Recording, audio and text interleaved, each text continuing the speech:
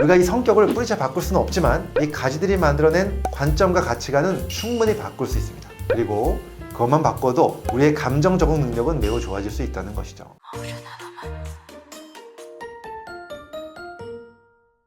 오늘도 클릭해 주셔서 감사합니다. 여러분의 배움과 성장을 응원하는 교육하는 의사 이동환입니다. 딱 하루 10분만 투자하면 정말 대단한 일이 벌어집니다. 나의 뇌 구조를 좋은 방향으로 바꿀 수 있고요. 그래서 성공하고 부자가 될 수 있습니다. 실제로 성공하고 행복하게 사는 사람들은 이러한 뇌 구조를 가지고 있는데요. 그것은 자신도 모르게 만들어졌거나 또는 스스로 노력해서 만들기도 합니다. 저는 사실 이 방법을 벌써 15년 이상 사용하고 있는데요. 정말 큰 도움이 되었습니다. 하루 10분이면 됩니다. 자, 많이 궁금하시죠? 그것은 바로 매일 일기를 쓰는 것입니다. 그런데 그냥 평범한 일기가 아닙니다. 나의 관점과 프레임을 바꾸기 위한 훈련을 하는 일기입니다. 제가 다른 영상에서 말씀드린 적이 있습니다.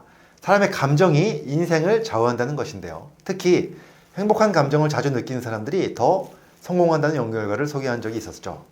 다시 간단히 말씀드리면 직장인들 대상으로 한 대규모 연구에서 증명되었는데요.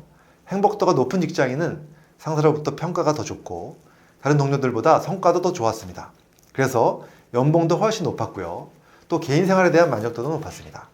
이러한 연구뿐 아니라 실제로 행복도가 떨어지는 직장인들을 모아서 여러 가지 관점과 프레임을 바꾸는 훈련, 또 심신 안정을 위한 훈련을 통해서 행복도가 증가하는 것을 확인하고 그 후에 점차 그 사람들의 성과가 올라가는 것도 확인한 실험도 있습니다. 그래서 이 연구 결과가 하버드 비즈니스 리뷰에 실리기도 했었는데요. 한마디로 긍정적 감정을 유지하고 행복도가 증가하는 사람들이 직장 생활이나 개인 생활에서 더 만족스럽고 성공적인 삶을 살아갈 수 있다는 것이고요. 여러 가지 연구에서 그것을 증명하고 있습니다. 자, 그런데 여기서부터 문제입니다.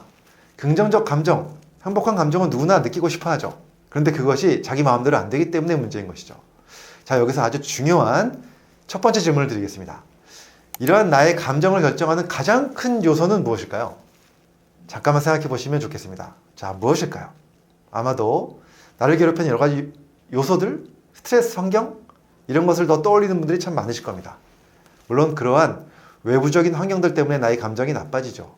그래서 내 마음대로 감정을 조절하기 어렵다고 생각하실 텐데요. 그런데 이런 경우도 있지 않을까요? 똑같이 스트레스를 받는 상황인데 사람마다 느끼는 감정이 다르다는 것이죠. 어떤 사람은 작은 스트레스에도 화가 잘 나고 불안하고 우울한 감정이 잘 생깁니다. 그런데 어떤 사람은 같은 스트레스에도 뭔가 마음의 여유가 있고 부정적 감정이 훨씬 덜 생기는 사람들이 있죠. 여기서 우리는 알 수 있습니다. 단지 나의 감정이 환경에 따라서만 결정되는 것은 아닌 거죠. 그럼 바로 무엇일까요? 이 차이점을 만들어내는 것은 무엇일까요? 네, 바로 성격입니다. 성격에 따라서 같은 환경에도 감정의 반응이 완전히 다르게 나타난다는 것인데요. 그렇다면 태어날 때부터 낙천적인 사람들은 문제가 없겠지만요. 그렇지 않은 사람들은 늘 스트레스 때문에 부정적 감정이 잘 생기고 그래서 결국 성공하기 어려워지는 것일까요? 자, 그렇지 않습니다. 사실 저도 매우 스트레스에 민감한 성격을 가지고 태어났습니다. 그래서 오늘 제가 사용해온 검증된 방법을 알려드릴 건데요. 그 전에 또 중요한 두 번째 질문을 하나 더 드려보겠습니다. 타고 태어난 성격을 바꿀 수 있을까요? 바꿀 수 있다고 생각하시는 분도 있으실 거고요. 아마도 성격은 못 바꿔라고 생각하시는 분도 계실 겁니다. 정답은 둘 다 맞습니다. 사실 타고 태어난 성격을 뿌리째 바꿀 수는 없죠. 그런데요, 그 성격에서 튀어나오는 가지들이 있고요. 이 가지들이 만들어낸 나의 관점과 가치관이 있습니다. 우리가 이 성격을 뿌리째 바꿀 수는 없지만 이 가지들이 만들어낸 관점과 가치관은 충분히 바꿀 수 있습니다. 그리고 그것만 바꿔도 우리의 감정 적응 능력은 매우 좋아질 수 있다는 것이죠.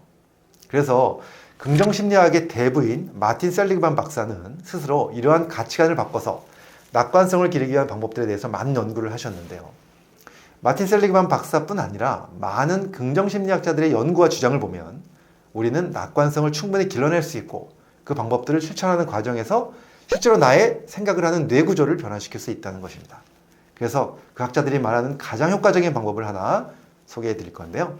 그것은 바로 일기를 쓰는 것입니다. 그런데 그냥 일기가 아니고요. 바로 감사 일기입니다.